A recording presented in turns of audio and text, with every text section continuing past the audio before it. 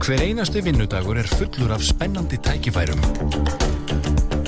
Við sköpum hagkvæma og hentuga umgjörðum fyrirtæki af öllum stærðum og gerðum land allt. Við viljum að þú og þitt fólk eigi góðan dag. Reytir. Velkomin til starfa.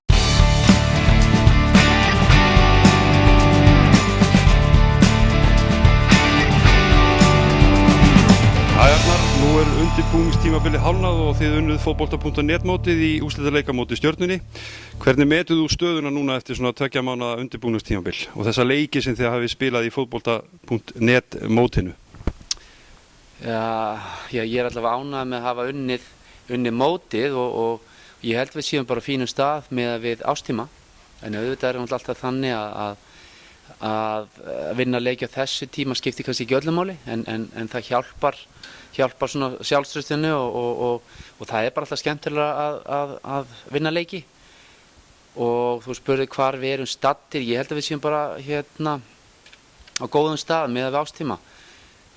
Nú fara æfingar kannski að breytast aðeins, fara að vera meiri ákveðæfingum en ég bara mjög ánægður með ástandi á mannskapnum og náttúrulega ánægður með það að við höfum frá því við töpum okkar fyrsta leik, þá höfum við ekki tapað leik síðan. Liðið virkar í feiknagóðu formi, ertu ekki hræddur að liðið sé að toppa á vitlausum tíma? Nei, en alls ekki. Æfingarnar hafa nú verið þess legar að það hef ekki verið mikið ákveðæfingum. Við höfum verið að æfa mikið svona grunnþólið og oft þegar það að þá kannski frekar vantar svona snerpi í mannskapinn en það er ekki að sjá á leik okkar að það sé en svo svolítið erfitt að meta þetta út frá því, maður þekkir ekki hvað hin liðin að gera. Þess vegna er erfitt að segja, eru við í miklu betra form en aðrir eða eru þeir á þyngra prógram heldur en við. Það þekki ég ekki og ég svo sem ekkert að velta mig mikið upp á því. Ég nú aðalega að hugsa mitt lið og hvað við erum að gera og ég alveg með plana prógram fram að fyrsta leik og nú fara æfingarnar hans að fara í svona meiri ákefð. Og eftir því sem styttist í mótið þá verður þetta alltaf keimlíkari hlaup og meira ákveðæfingum í styttri rinnur og þess aftar. Hvaða áherslur hefur þú verið með í undirbúningstímabilinu og hvað kemur þú til með að leggja áherslu á næstu 3 mánuði fram að Íslandsmóti? Eins og ég sagði áðan að þá höfum við verið að leggja mikla áherslu á grunnþolið og verið með frekar langar æfingar. Ekki kannski ákveðina rosalega mikla og nú fer það kannski að breytast aðeins svona komandi mánuðum að þá fara hlaupin að breytast, það verður meira svona fótboltalegs eðlis, fyrir að stytta tíman og það fara að vera meiri ákveði í hlaupunum og einni á æfingunum sem slíkum. Þannig að mannskapurinn verður meira tilbúin í átök og þá á háu tempói. Núna hefur þetta verið meira, eins og ég segja, að koma mönnum í gott grunnþól þannig að þeir þoli og svo líka þannig að mótið hefur alltaf verið undanfarið að það spilað ansi margir leikir á stuttum tíma og þá skiptir bara til gríðarlega miklu máli að menn séu í góðu standi og þola að spila 3 leiki á viku. Ég held að sé þannig fyrstu leikinu, við spilum ykkur 7-8 leiki á mjög stuttum tíma.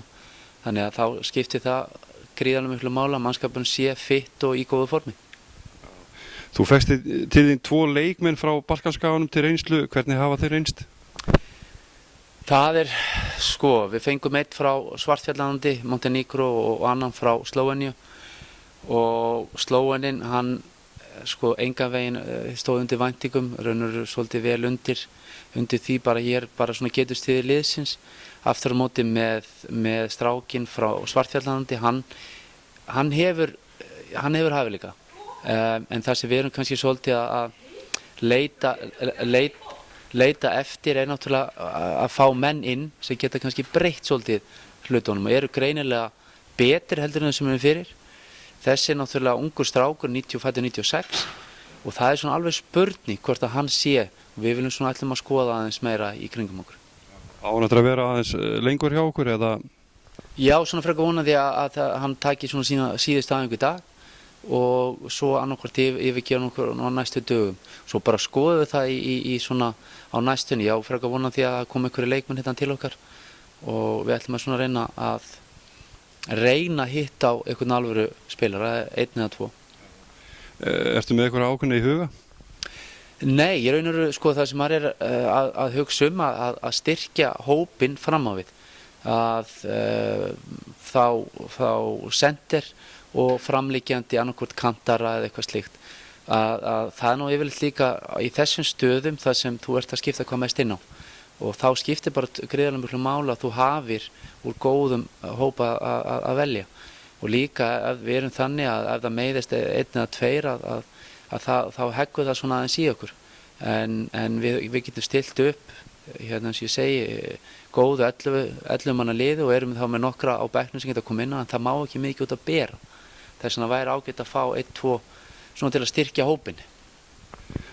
Spurningin með Elva Freyr, nú gaf hann út þá yfirlýsingu í haust að hann ætlaði að fara að flytja til Danmerkur. Hvað að frétta af því máli hjá hann? Ég held að það verið Noregur en það þá eitthvað nýtt. Elvar svolítið mikið fyrir að fara erlendis þannig að þú verður að spyrja Ella. Annars held ég hans ég bara mjög sáttur eins og hlutin eru. Nei, ég á ekki vona því að hann sé að fara eitthvað frá okkur.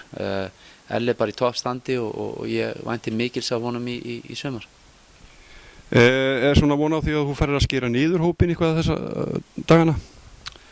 Sko, við erum náttúrulega ansi margir svo við erum bara svona að skoða það náttúrulega hefur verið svona búin að ræða við einhverja en svo er það náttúrulega alltaf þannig að þegar við erum að tala um að skera niður þá er að finna verkefni svona við hæfi fyrir hvern og einn við erum náttúrulega með stóran hóp á marga unga leikmenn þannig að það hefur nú enginn ef ég man rétt, það hefur enginn farið ennþá þannig að við þurfum svona aðeins bara að skoða þetta það má vel vera að það verði einhverja breytingar.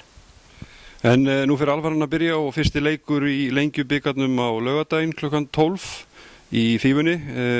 Hvernig kemur þú til með að tækla þetta mót og ertu búin að setja ykkur markmið svona fyrir þetta mót?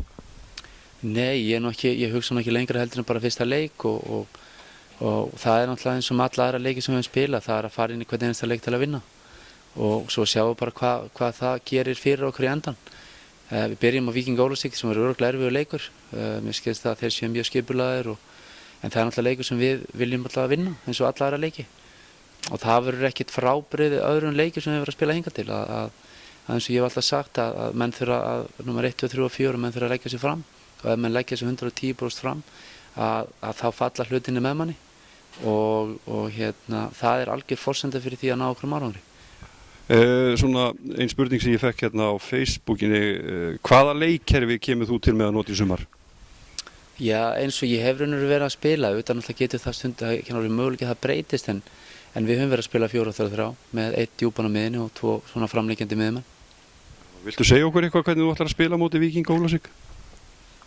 Já, það verður ekkert frábrigði því sem við höfum að gera. Það verður sama leikkerfi og sama svona upplag eins og í flestum öðrum leikjum að láta boltan ganga og fljóta og setja pressu og annars slagið að þegar við höfum mikið bolta þá föllum við og erum þéttir og erfið að gera það erfitt fyrir andstæðinginn að sækja mót okkur og svo náttúrulega að reyna að pota inn okkur mörkum. Svona að lokum, værið þú til í að segja mig hvað þú heitir aftur? Þetta er náttúrulega svolítið erfið spurning sko, það er svona fáið sem þekkja mig en svona kannski fyrir flesta þá heiti ég Arnar Gretarsson og er þjálfari Meistaraflokks karla í Breiðablik. Takk fyrir þetta.